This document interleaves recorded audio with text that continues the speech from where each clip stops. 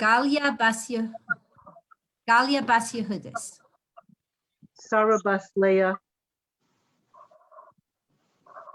Hindel Bat Miriam. Shimon Ben Manya.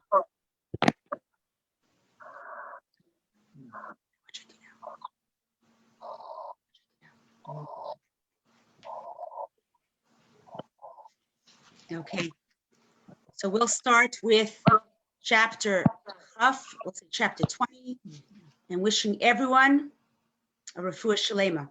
You can say it with me, or you could say it, afterwards. It's your choice. Here we go. Lamanatseach mizmar LeDavid. Yancha Adonai biyom tzara. Yisagefcha Shem Elohei Yaakov. Yishlach Ezracha mikodesh u'mitzion yisadeka. Yiskar kol mechasecha v'alascha yidash nesela. Yiten lechacha avecha v'chalatzascha yimale. Nirana b'shuasecha v'shem Eloheinu nidgol. Yimale Adonai kol mashalasecha. Ate yadati ki Hoshia Adonai mishicho yaneu mishmei kocho b'gvuros yesha yamino. Eila v'recha ve'ela v'asusim v'anachnu b'shem Adonai Eloheinu naskir. Hema karu v'nafolu v'anachnu kamnu v'nisodad. Adonai Hoshia Hamelech Ya'anenu B'yom Karenu. And now, ladies and ladies, thank you for joining us for a wonderful evening.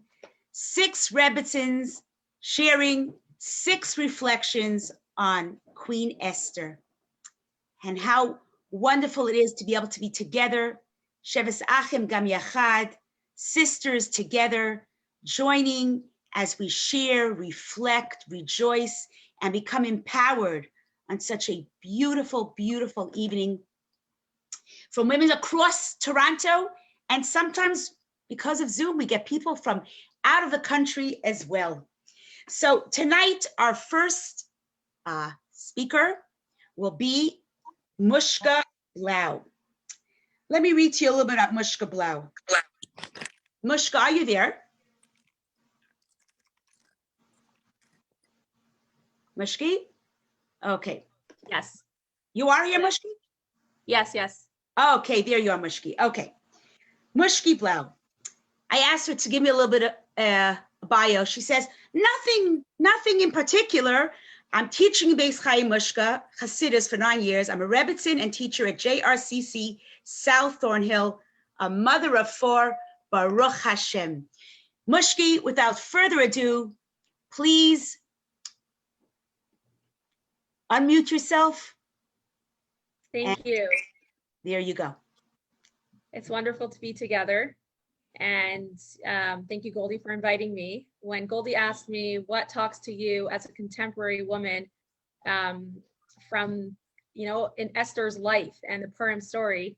So when I thought about it, I said, I think what really talks to me as a contemporary woman is the way Esther dealt with adversity, the way Esther responded to problems.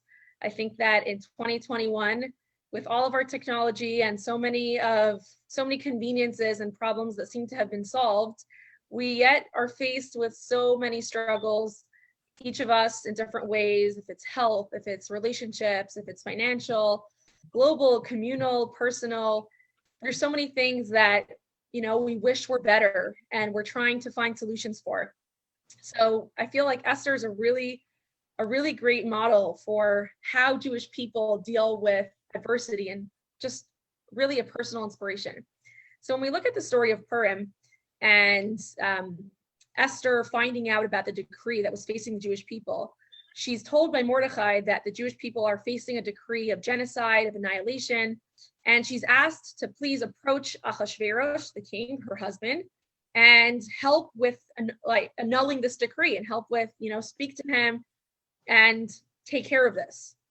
But when we look at what Esther did, instead of immediately getting to task, right, dressing herself beautifully and heading over to Achashverosh, she first pauses and she says, before I go to Achashverosh, I'm going to fast for 3 days.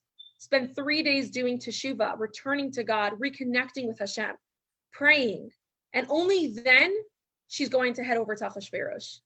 And it really hit me that Esther's approach where instead of, straight out heading out for what's the solution and who can I speak to and who can help me with this, she first says, let me come back to my core.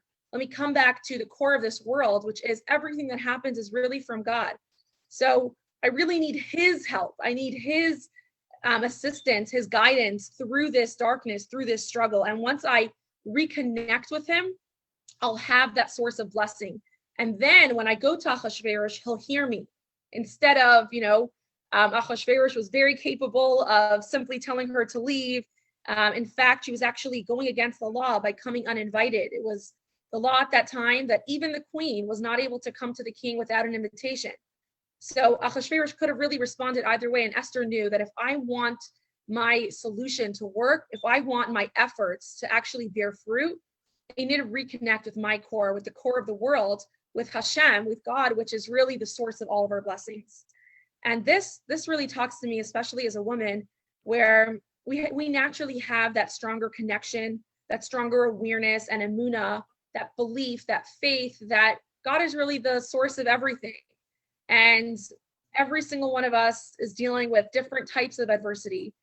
And keeping Esther's method, Esther's model in mind, where the first thing I want to do is reconnect my soul, reconnect with my core, with my essence. If it's adding in a particular mitzvah, if it's joining another shir to learn some more Torah, if it's adding another prayer, but something to reconnect myself.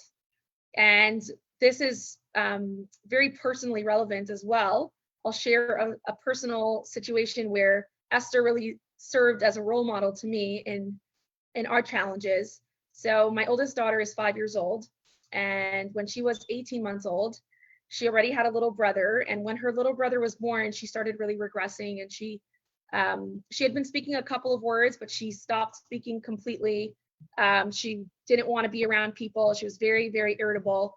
And we brought her to a doctor, to a developmental specialist. And they told us, they said, we can't diagnose yet, but this looks like autism. This looks like the spectrum. And they set us up with appointments with neurologists and different genetic testing. And you can imagine when it's, anyone's child, it's heartbreaking. But when it's your first child, we felt like the world was, the sky was just crashing on us.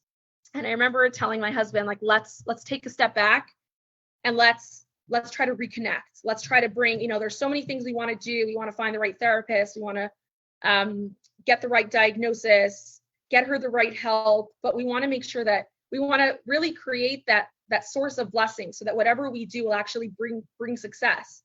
And so I remember we sat down and we wrote a letter to the Lubavitcher Rebbe, and we said, we want to grow. We want to reconnect. And we happened to open a letter of the Rebbe where the Rebbe was writing to parents that were concerned with the health of their son. And the Rebbe said, I suggest that you really invest your time and your efforts in education, of helping and educating God's other children, and that will bring blessing to your own children. And the Rebbe also suggested that you should say the daily portion of your child according to their age, and even add an additional portion of Tehillim. And this was actually the summer. And that summer, I had strongly been considering stepping out of teaching, with my family growing and our shul growing and our classes and programs growing. I felt like, maybe I should stop being a daily school teacher. And when I got this letter, I said, okay, this is something I'm going to reconnect with, right? This is something I'm going to put in my efforts to educate God's children, and hopefully God will help me with my children. And so I called the principal. I told him, okay, I'm going to be teaching next year.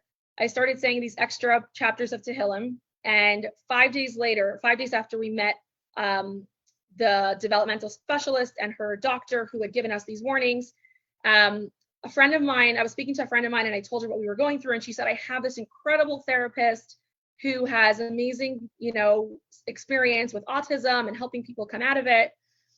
We connected with her, and she gave us a lot of homework, which we worked hard at doing.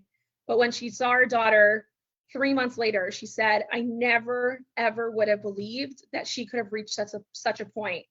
She said, I thought we would bring progress, we would help her start to speak, but thank God. I mean, now she's 5 years old. She's in a regular class, thriving, reading.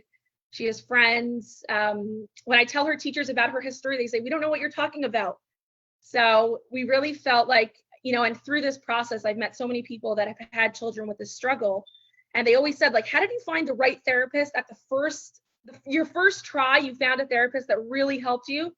And I felt like taking Esther's model of turning to God, strengthening ourselves, if it's, doing an additional mitzvah, doing something that's hard for us that we know God really wants, then God willing, the solution will come through whatever efforts we will take, right? Where Esther, she turned to Achashverosh, where we found the right therapist, where God willing, each of us with our struggles, with our adversity, should find that salvation, should see that miracle by strengthening our connection. So thank you. And that's how I take Esther to my personal life. Thank you very much, Mushki. And I actually know your little Chayala.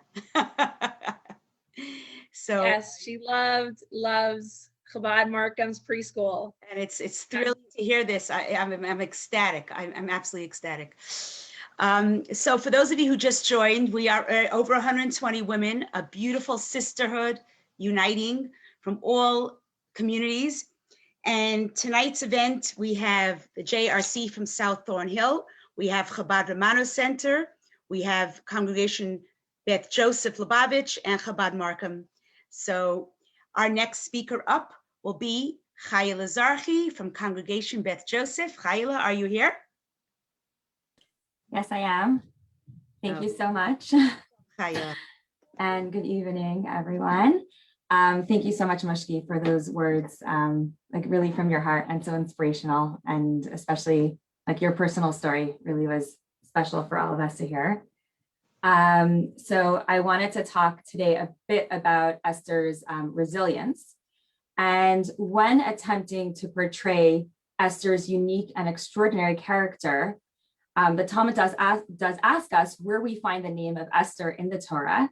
And we find that it says, Anochi Haster Aster, that in the parsha of Vayelach, Hashem tells Moshe that I will hide myself from the Jewish people when they abandon me. And the word Esther, the Talmud says, comes from the word Haster. They both come from the same root word, which is concealment, which means hidden. So indeed, we do find that Esther's life was very lonely and very isolating. She was a normal girl who grew up in the home of Mordechai, just living a regular Jewish life together with her community and family. She was an orphan, but Mordechai was her cousin, and she just, grew up like a regular life. And then suddenly she was plucked from this ordinary life, and she was placed in the palace of Achashverosh to be the queen of this drunk, violent, unpredictable king. And this is where she finds herself.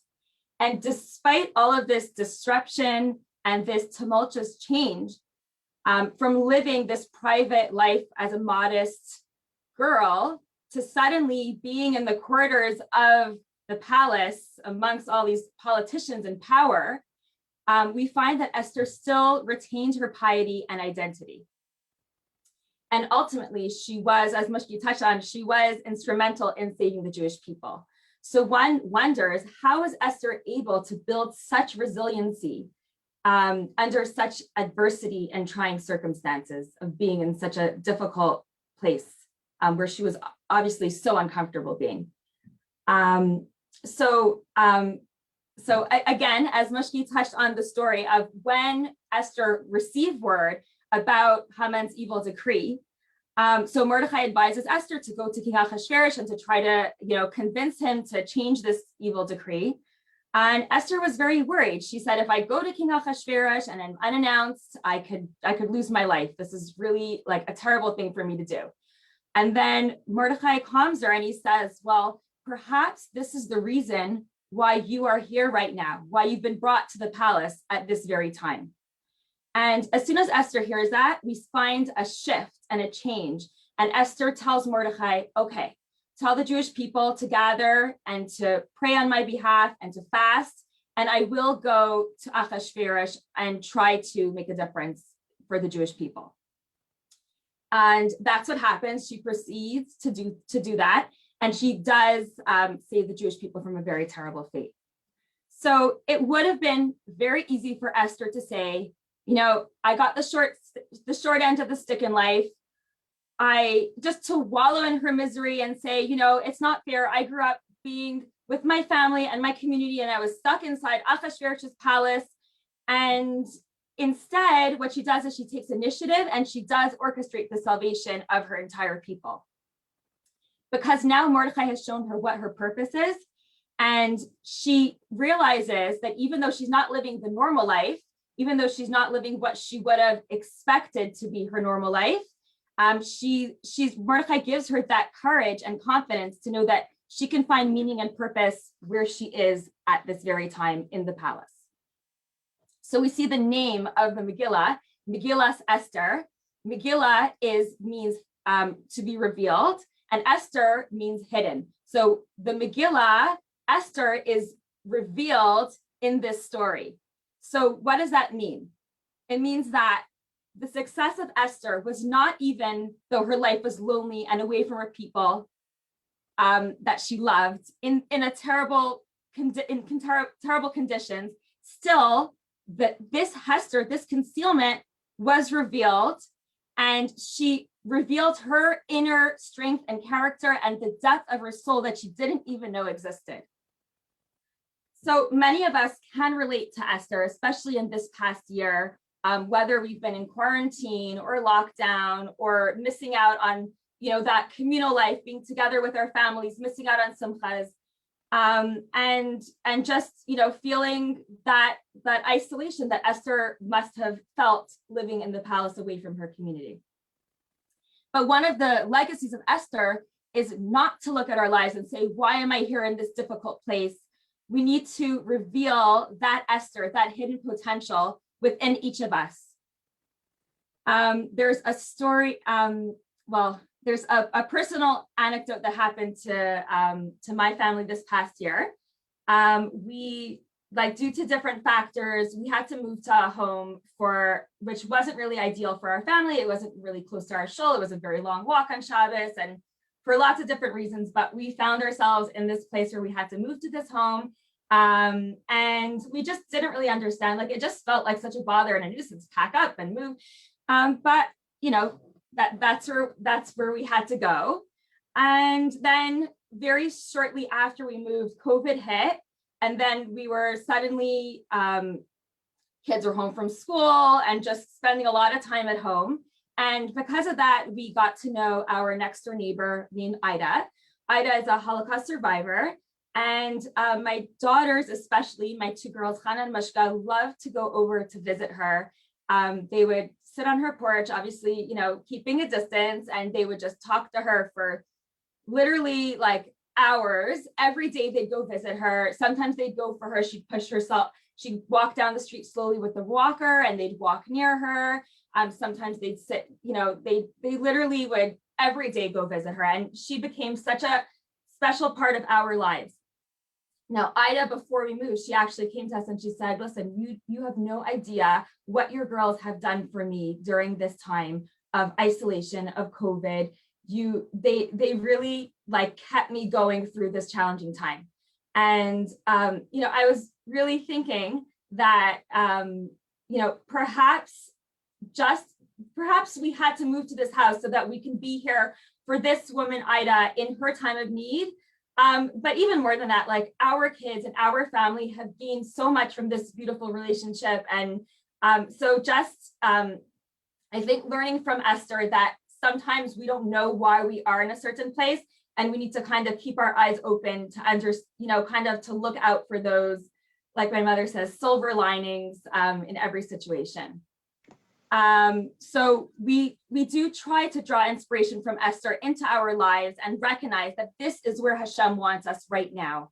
And as hard as it may be, we too have that inner strength to fulfill our purpose in this world. Another anecdote that happened to me I think it was a week or two ago.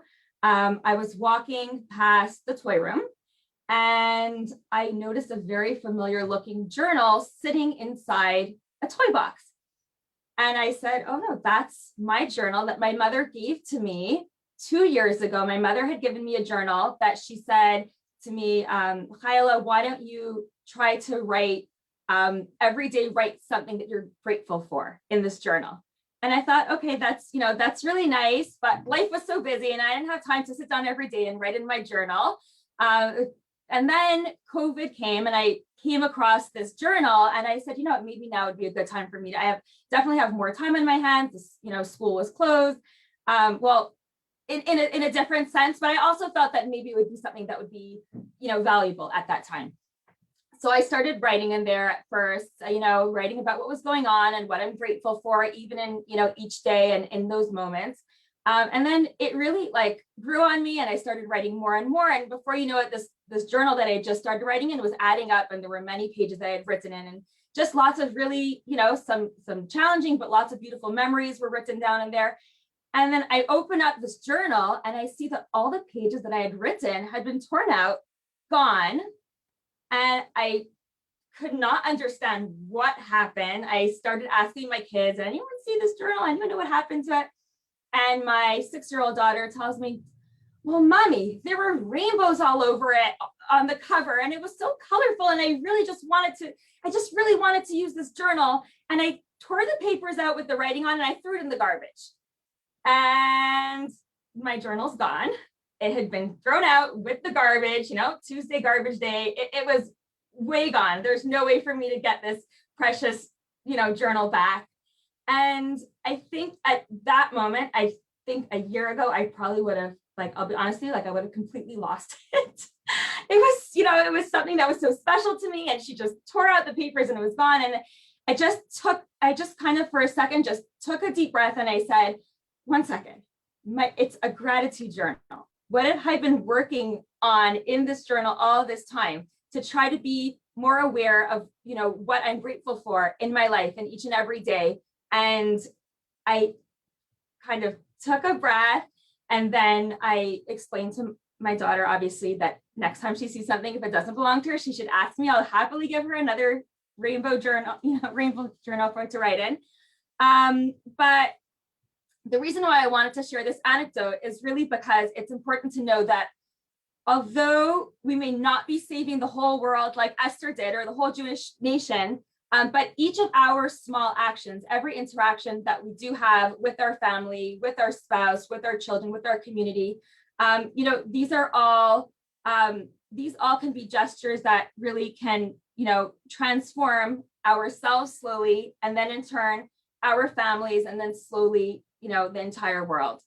So thank you so much for having me and wishing you all a happy Purim. Thank you, Chayala. For those of you who don't know, Chayala is my oldest daughter. Do we look alike? Chayala, that was beautiful. And now, without further ado, we are going to introduce to you Esther Gitlit, my colleague at Chabad Markham. And Esther, are you ready? I'm ready. Hey, let me get the spotlight on you. There we go. Hi, everyone, and happy Purim to everybody here. It's such an honor to be part of this wonderful group of women sharing their reflections of Esther. And I had no idea what any of the other Rebbetzins were going to be talking about. And it's so interesting that it's the same story, and you might even hear the same words, but how everyone is taking a different message that speaks to them. So there's obviously many facets of Esther. And one of the interesting things that I noted is that the book that we read on Purim is called Megillas Esther. And at first glance, we're told is because she was the one that said, I want you to perpetuate my story. I want you to have this for prosperity. I want you to share my story with the world. But there must be a deeper reason, I think, that it's called Megillas Esther. The truth is that both Mordechai and Esther played such a big part in the saving of the Jewish people.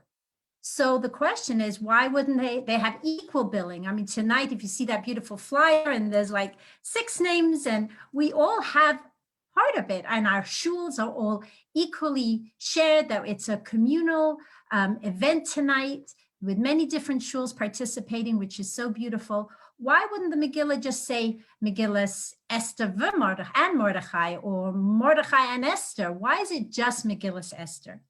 So to understand this, I think it would be important to understand what their roles were. The truth is that Mordechai was the planner.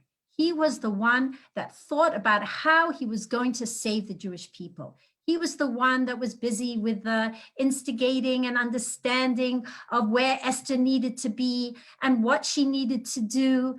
But it was Esther who's the one who actually carried it out. So basically, even though Esther did not take one step without Mordechai's instruction, she was the one that stood up and did what needed to be done. And I think that is the reason why it's called Megillah Esther, because there's a famous expression that says, Hamaaseh hu ha'ikar, that the main thing is the action, is actually doing something. You know, Esther had tremendous mesiras nefesh. She had tremendous self-sacrifice.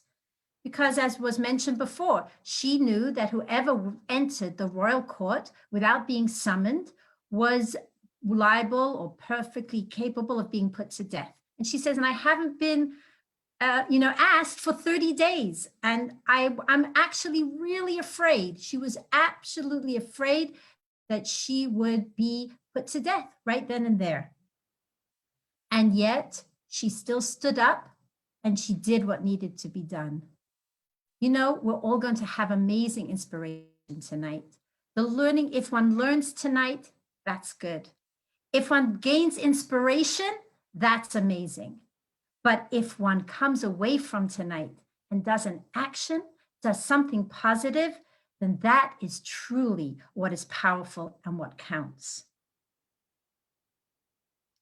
You know, Esther didn't rely on anybody else. It says where there's no place where there is no man, a man should stand up, or rather when there is no woman, a woman should stand up. Basically, she didn't rely on anyone else to follow it out. She did the action. She did it herself. And perhaps that's why this is called Megillah Esther, because she wanted to record for prosperity. And she wanted to send a message to every single one of us Jewish women, that in every generation, it is up to us and it is our responsibility to actively perpetuate Judaism in our homes. So we can't say, perhaps my father's a Mordechai, my husband's a Mordechai, my rabbi's a Mordechai, my Rebbetzins a Mordechai. We can't leave it to other people to do what needs to be done. We have to actually stand up and do something. You know, it's interesting that whenever people would go to the Rebbe, many times, not always, but many times, when they had questions, his response would be, do an action, do a mitzvah, light a Shabbat candle, give a penny to tzedakah, put a mezuzah on your door, check your mezuzah. Sometimes then you would say, 1 second, that's so inconsequential, or seemingly so, right? It's so small. It seems like such a small act, but we realize that within the act is the actual power. Within the actual mitzvah is where we get that power. And that's why, interestingly enough, that when we have the mitzvah of Purim, we have 4 of them. 2 of them are about doing something for other people. We have, on the most celebratory day, what are we asked to do? Find 2 poor people, not 1, 2 poor people, and make sure that their Purim day is wonderful. If you know of somebody and you want to cheer them up, create a mishloach manat, make a food basket and give it to a friend. The day is about being happy and being productive. And the best way that we do that is by actually doing an action. So if we leave here tonight and we say, you know what, from all the inspiration, from all the wonderful things I'm going to do, I'm going to hear, I'm going to do one small thing, whether it is completing the act, any of the mitzvot of Purim, whether it is calling a friend, whether it is giving extra charity, whether it is lighting our Shabbat candles on time, whatever it is, if we stand up and say, I'm going to do something, then we have certainly are going to perpetuate Esther's legacy in the most beautiful way. Thank you very much and have a good evening. Thank you, Esther. And I want you all to stay tuned because at the end of all our talks, Esther is going to treat us to a beautiful, beautiful song. Esther is a gifted musician and a singer, and we will end off with some music by Esther. So that will be Esther at the end of our talk, which will probably be in about another half hour. So ladies, welcome our next speaker. I'm just curious if Mattie Schurder is in the house. Hello. Where are you, my dear Mattie? Hi. Okay, I don't see you. I have to find you on the screen. We have 6 screens here. So I'm not sure why I don't see you, but, oh, there you go. Okay. Mattie is also one of my colleagues and one of my daughters. How hashgacha practice is that? Mattie works with us here at Chabad Markham with Esther and myself. She does a lot of the young family programs and the director of Kindercamp. So, Mattie, welcome. Thank you. Okay, I'm so inspired that I feel like I don't even remember my original thoughts because there's so much to think about now. But I'll try to give over what I was thinking. So, I think when I was thinking about Esther, one thing that comes to mind is how she was in tune with the fact that she was where she was for a reason. And I know this is what a lot of you are saying, how she was where she was for a reason and how she tapped into that and she used her potential. She didn't just sit back, but she really acted and realized that Hashem had a plan and she's going to be part of that master plan. So when you look at the Megillah, there are 2 things just from looking at the beginning. First of all, what's really strange is it's a book of the Torah, but it doesn't say Hashem's name anywhere in the Torah. That's first of all. Why wouldn't it say Hashem's name in this entire story of Purim?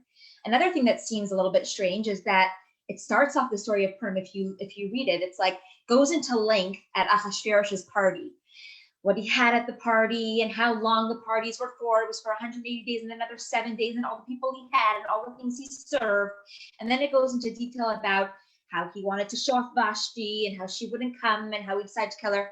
Wouldn't it make sense? Like, it doesn't seem like this part of the story is at all relevant to us. Wouldn't it make sense to just start from where Esther became queen? Like, why do we need all those details? Especially like we're sitting in shul reading this book and it's like, why are we talking about all these like things that don't sound very Jewish? So why do we need all of this? Obviously, we know this is very important to the whole story, but seemingly at first it seems like, why do we need all these details about the party? So everyone knows about Steve Jobs. He's the CEO. He was the CEO of Apple. And he said a story how when he was young, his parents didn't have much money, but they saved up all their money. They put it all aside to send him to the very best college. And he went to college and he found himself getting bored and he kind of dropped out. And then he found himself just like sleeping at friends' houses here and there, collecting cans, empty cans to make money. He was really like at a very low place. And one day, one of his friends suggested to him that he should maybe go and join. They heard about this new course going on, a calligraphy course. Maybe you should go join it. And he's like, calligraphy, me? What do I have to do with calligraphy? Okay, whatever, I'll go. Nothing else is going on for me in this life. So he went to take this calligraphy course. And then about 10 years later, when he actually produced Apple and started that whole company, he said that calligraphy really helped him because a lot of the fonts that he did in creating the whole thing, the calligraphy really came into very good use and really helped him. So the way he describes life is a whole bunch of points that seem like little points, but at the end, you look back and you see how they weren't just points, but they were really all part of one beautiful design.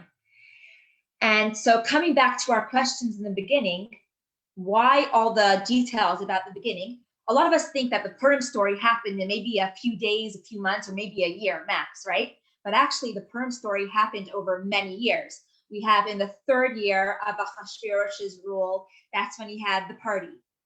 5 years later, after he killed Queen Vashti, only 5 years later did he marry Queen Esther. And only 5 years after that did Haman come along and try to destroy the Jewish people, right? So this was really a very long story. But we see how Hashem put every single thing in place along the way, starting from the party that Ahasuerus had to get drunk so that he would kill his wife Vashti, so that he would eventually have a new wife, Queen Esther, so that when Haman would come along and try to kill the Jewish people, Esther would be in the right position to save the day. So that's why Hashem's name isn't in the Megillah, because it seems like a very natural story if you look at it. But if you realize that Hashem planned every step of the way, you see how it really wasn't something coincidental at all. So that's why we don't have Hashem's name and why all those details are on there. What do we learn from this? That also in our own lives, Purim, the story of Purim is not like one of the stories of the miracles of Egypt, where there were all these amazing big miracles. In our lives too, a lot of times you could think, oh, is Hashem really so involved in my life? I'm just one little person doing my little things. Does he care what I'm doing? Is anything happening for a reason? But we see from the story of Purim, no, every single thing that happens, Hashem is really planning, and he's really with us, and he's really guiding us and making sure everything happens for a reason. And we could see this with Esther also. Esther means hidden. And Esther, she thought to herself, what am I? Am I going to go to King Ahasuerus? Mordechai said, maybe, perhaps this is the very reason that you were made queen. And when she realized that not only is Hashem out there doing divine providence, Hashgacha Pratit in the world, but even in herself, she has to find in herself her godly spark, which is showing her the way on her godly mission. And so all of us also have this spark of Esther hidden inside of us, waiting to be revealed, waiting to be shined into the world. And we have to see how in our very life, Hashem really is watching us and guiding us. And even in COVID, things seem extra tough. But when we think how Hashem is really guiding us, and Hashem is, we could really leave all our anxiety because Hashem is taking care of all of this. He knows everything that's going on. And we should use our full potential to just be there to do the right thing and make this world a better place. And that's a wonderful lesson we can learn from Esther and from the story of Purim. Thank you so much. Thank you, Mattie. That was wonderful. Thank you so much. It's great insight. And it's true, like all the speakers tonight, we all sort of interlapped, and that's because the whole story of Esther is so part and parcel of our daily life that everything sort of seamlessly flows in one or the other. So thank you, Mattie. And now for our next speaker, I'd like to introduce to you a dear friend, actually a dear friend from still back when I was in Crown Heights, Brooklyn, as a young girl, Toby Bernstein, who was then Toby Deitch. Today is the Rebbetzin at Chabad Romano Center. So is Toby in the house? Yeah, I'm on. Ah, there you are, Toby. Okay. Welcome, Toby. So here we go. Okay. And since you're dating me already, I might as well just tell everybody that I was Mattie's grade 1 teacher, and she was delicious then, as is now. Okay, so I'm going to take a little bit of a different angle, although everyone's angles have been amazing. And I guess based on your personality, different parts of the story speak to you. So to me, the aspect of Esther being such a kind of hidden person, a woman of mystique that nobody really knew who she was, and she managed to keep it all a secret, was always very fascinating for me. I feel like I'm the type of person that's sort of an open book, and you see what I am just by talking to me. I'm not a person that holds back really, or holds back on privacy. I'm not a very private person. So to me, the fact that she had such privacy and such dignity and such royalty always was curious for me. And the fact that her name was Esther is obviously, as we've heard over and over before, is very fascinating because that really reflects her name. So actually her birth name was Hadassah. Hadassah is a Hebrew name. It comes from, or Hadass, which means a myrtle. As you know, that's one of the 4 species that we shake in with our lulav on Sukkot, is called the Hadass. And that's a myrtle branch. And that was really her name because that represented beautiful smell, being, leafy green, beautiful vegetation represents beauty and the wonders of Hashem and nature, etc. Yet when she comes to the palace, she says that her name is Esther and won't say anything more about herself then. As we know, she kept herself very secret and very private in the palace. And that's why she even took on the name Esther, because that represented the secrecy and the privacy of who she was. But the name actually just means privacy or covered up, right? It doesn't even have like another sort of underlying meaning behind it, which is very fascinating. And Mattie mentioned before that, Mattie or Chayala, I think, mentioned that in the Talmud it says that when God said in the Torah, Anochi Esther Estheres Panai, that I will cover myself up or make myself hidden from the people. The Talmud explains that Esther's time period that she lived in was exactly that, when God was covering himself up. But if you'll notice that actual verse where it says, Anochi Esther Espanai, where God says, I will cover myself up, God uses the same terminology for I, right? Anochi, as he does in the 10 Commandments. Anochi Hashem Elokecha, I am Hashem your God, right? So he's using over here, and there, Rashi tells us over there by the 10 Commandments that Anochi refers to the essence of God. God was referring to his essence when he said, I am your God, I am the God, your God, who took you out of Egypt, etc. He was referring to his essence. And he was saying that there's a way to connect to Hashem on a way that's way above and beyond and deeper than any explanation or any verbal way to explain it. There's a much deeper way to explain God, and that is by touching his essence, by touching who God is on the inner part. And that's what Esther's name represents, being touched just from the inner part. She was using her absolute essence to accomplish what she had to accomplish. It was nameless. She didn't have to talk about it. No one had to know about it. It was done secretly, privately, in a way that no one even knew. Most people didn't even know she was in the palace. The Jews had no idea her role until much later. It was not a reveal type of way, as Mattie mentioned. All the steps of the story were done in such a undercurrent of the Jews just living their lives and doing what they had to do. It was not on social media. Nobody knew what was going on. So Esther, her whole being was represented by privacy. And I read something very fascinating that kind of will explain her privacy and her mystique a little bit better.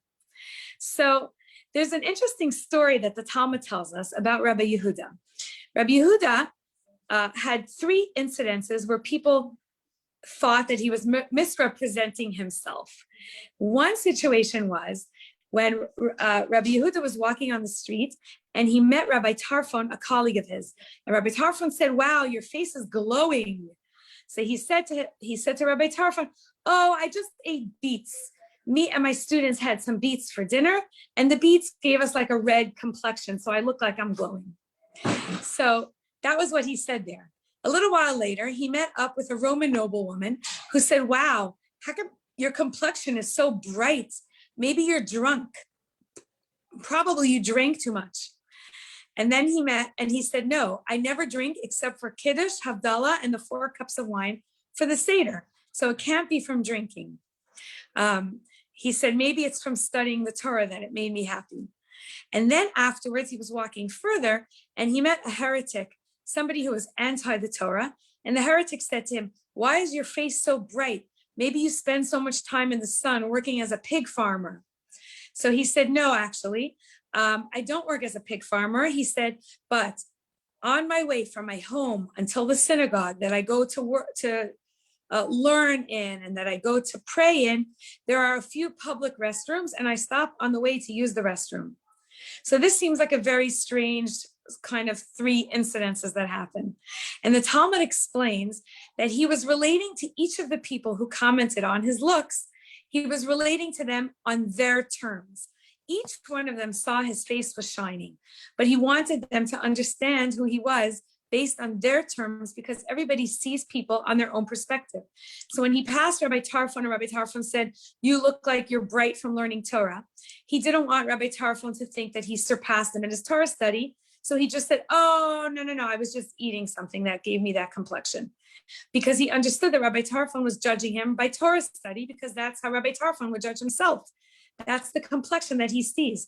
It says, Kamayim al panim lepanim. When you face the water, you see a reflection of yourself. So he was seeing the reflection of his own self. And Rabbi Yehuda wanted to cover that up. When he passed the Roman noblewoman and she thought he's drunk, he understood that she's a party person. That's what the Roman noblewomen did in those days. They threw parties. So she thought that he was just a drunk. And he had to explain to her, no, I get drunk on studying Torah. I love the Torah so much that it gives my face a beautiful countenance. And then when it came to the heretic who said, you must be a pig farmer, he said, no, I stop at the washroom on the way. In other words, he was trying to say that I get rid of the excess of any physicality and I work on my spirituality. And you didn't recognize that I work on my spirituality because you're coming from the kind of the perspective of a pig farmer. So we see over here that Esther has a lot of similarities to this situation in the Talmud. Why? Because Esther, it seems like, had a tremendous charisma by being quiet and royal and dignified and sineous, very private. That's what caused everybody to want to know her better. You know, the previous queen before her was Vashti, and Vashti was extremely charismatic. She was a party girl. She was always the life of the party. She was out there. She was loud. She was, you know, a hostess. She was the type who was always out there in the public and getting people in. Yet she landed up in her death. Esther was the opposite. And because she was so private and quiet, people just wanted to get to know her better. She somehow attracted people to try to figure her out. And that was her greatness, that she was able to, just by being her, resonate what she was seeing in the other person. So people were drawn to her because she was able to resonate their personalities, because she was Esther. She was able to tap into the essence, her essence and the other person's essence. And that's why she was able to have that beautiful personality that was able to pull out God's essence. She was able to tap into God's essence and bring it to the forefront and allow this miracle to kind of be facilitated through her help. But it was really because she was so private and quiet and behind the scenes and Esther, just hidden and not obvious to everyone. That's why she was the one who was able to facilitate that and have everybody sort of follow along in her journey of accomplishing what she had to accomplish. So to me, the lesson is, by nature, I'm a little bit of a louder person. Those of you who know me, maybe I don't have to be so loud. Maybe I could be a little more private, a little more quiet, a little less, rambunctious maybe, or maybe that's a lesson to me, to teach me to be a little more tznius, a little more dignified and royal, as a woman should be, as it says, called Kfuda Bas Melech Pnima, that the beauty of the Jewish woman is that we are a Bas Melech, we're like a queen from within. So maybe that's a beautiful lesson that we can all learn, is that maybe instead of posting our whole lives on social media or sharing too much, maybe it's time to share less and maybe be a little more private and a little more into our essence and work on connecting that essence to Hashem. May we all merit the coming of Mashiach now, where our essence will be fully recognized and our essence will be totally connected to Hashem. Good night and happy Purim, everybody. Amen. Thank you, Toby. And that's a perfect segue into, I'm the last speaker tonight. And it was a great segue because Toby spoke about being very out there. And sometimes I have the same thoughts. You know, I remember when I was in 5th grade, I don't know if my children know this, but when I was in 5th grade, I was suspended from school. And my parents had to come and rescue me and had to take me into the principal's office. And I remember the humiliation. It was horror. It was so humiliating and so embarrassing. And my parents had to take me home from school. I guess I had to think about it for 24 hours. I'm not sure what. And it was in the back of the car, I'm crying. And my father says, you know, Goldie, what's the matter? I said, well, it's not really fear that I was suspended from school. You know, Hashem made me very outgoing, and Hashem made me this personality. Well, obviously I'm going to be the one that's going to make trouble in class, and I'm going to be the one that's going to call out. And I said, and I mentioned another girl in my class who eventually actually became my sister-in-law. And I said, you know, look at her. She's so lucky. She never gets punished because she is so gentle and so quiet. And my father said to me, you don't know why Hashem gave you this personality, but it's with your personality that your mission will come to fruition. That Hashem gave each one of us, and there are 132 of us here tonight. Each one of us has been given a different personality, different opportunities, different people that we are involved with, different places we frequent.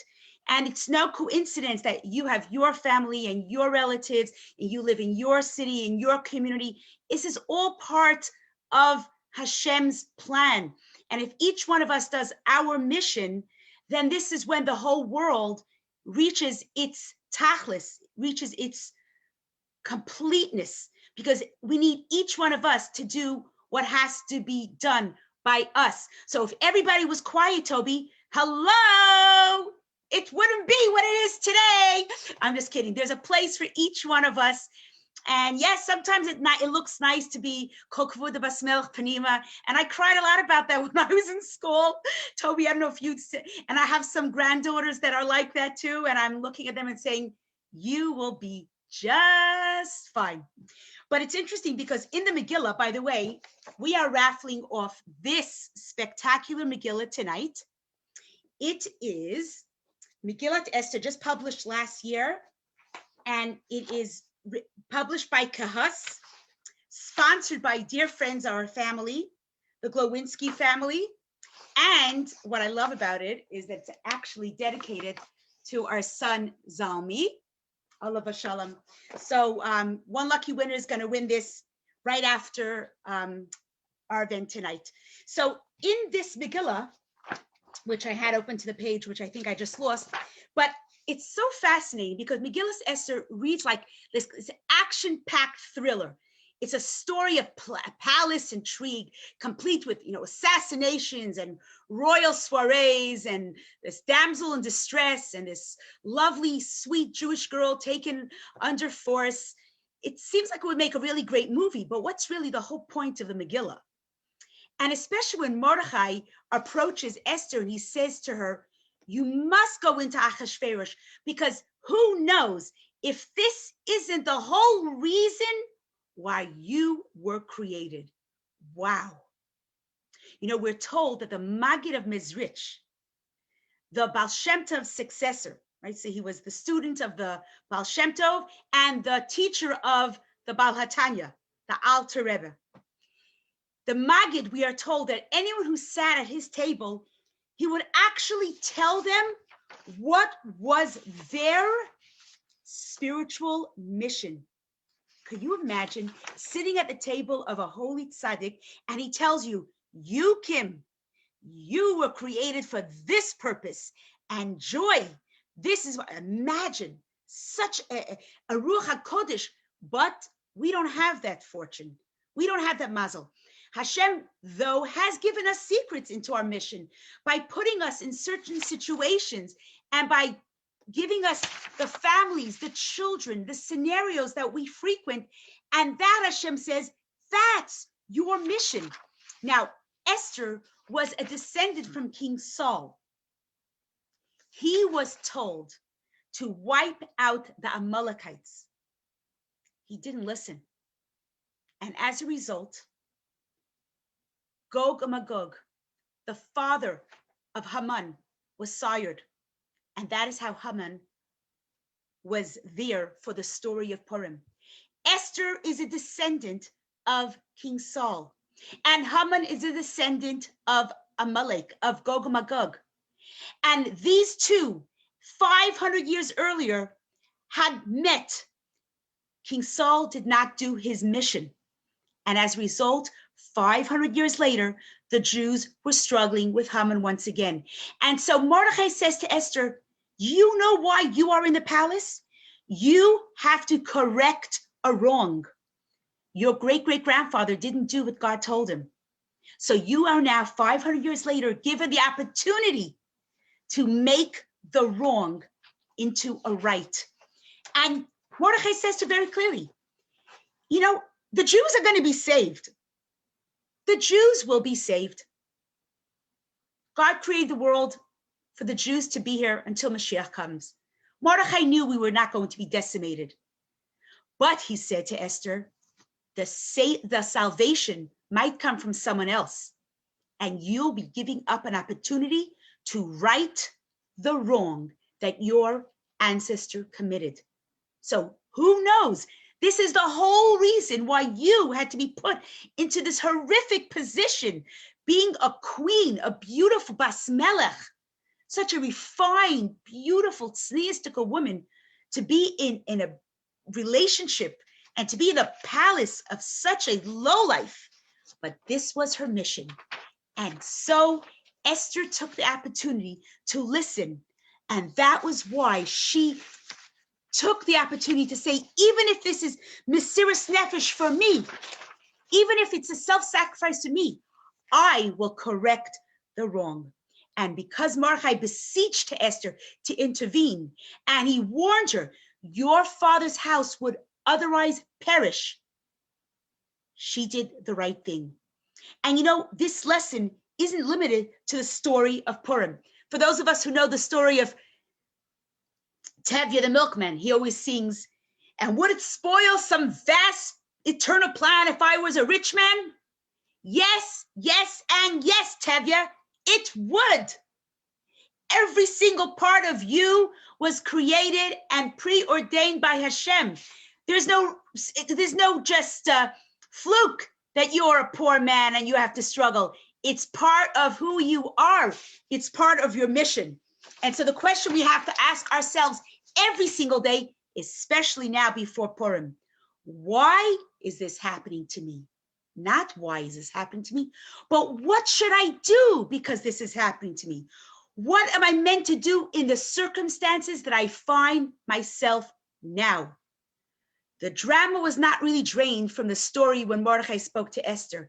In fact, the true drama of Esther's actions and their implications for our ancestor King Saul has just been revealed for each one of us. We know why we're here. We have to look around, see what our circumstances are. Look at what I call the POP, P-O-P-P, your personality, your opportunities, the people you're close to, and the places you visit. Those 4 letters, your P-O-P-P, and I see Elaine and the ladies that come to my classes, you've heard this hundreds of times. I'm so passionate about the POP because I really believe like if we knew, if we understood our purpose, we would wake up every morning with joy, with gratitude, with hoda'ah, and say to Hashem, Moda ani lefanecha. Thank you, Hashem. You have given me your trust because you know that I will accomplish my mission. So I'm going to end off with a little story of my Mendy, who was in Mallorca a few years ago. He went our America Shluchas, you know, the Lubavitch boys. They tour the world like no one else in the world can. And he was sent to Mallorca in Spain.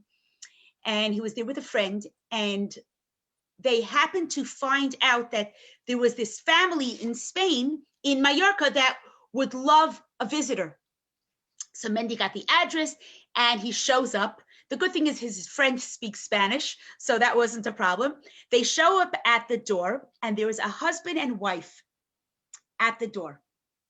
And it seems like the husband had found out that these 2 yeshiva boys were in town. So he had mentioned to someone, if these yeshiva boys are in town, please let them come to our home.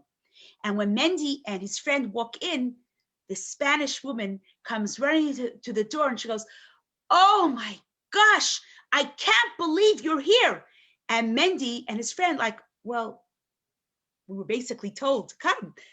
She goes, you don't understand. I am a descendant from Marranos.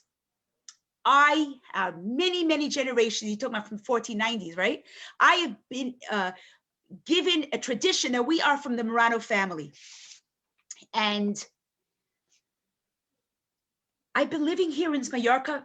There are hardly any Jews. And my Judaism was beginning to become very stressful and burdensome for me. And this morning I said to my husband, you know, why are we putting up with this? The whole city here, they're all Catholics.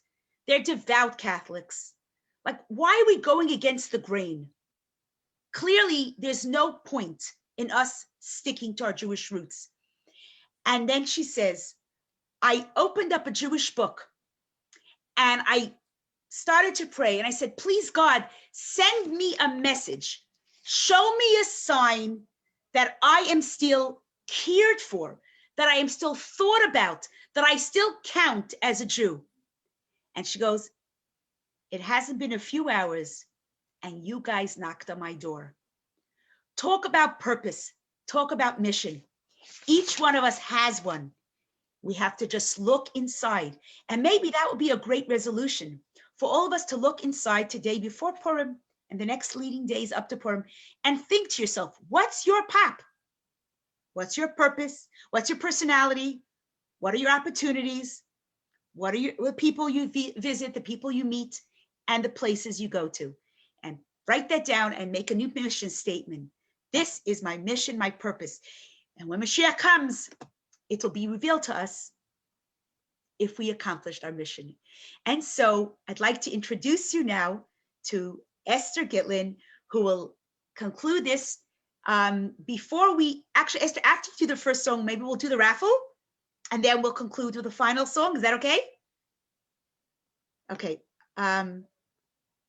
So you have to unmute yourself, Esther, and I'm going to Sure. take you off like Facebook. Stop live.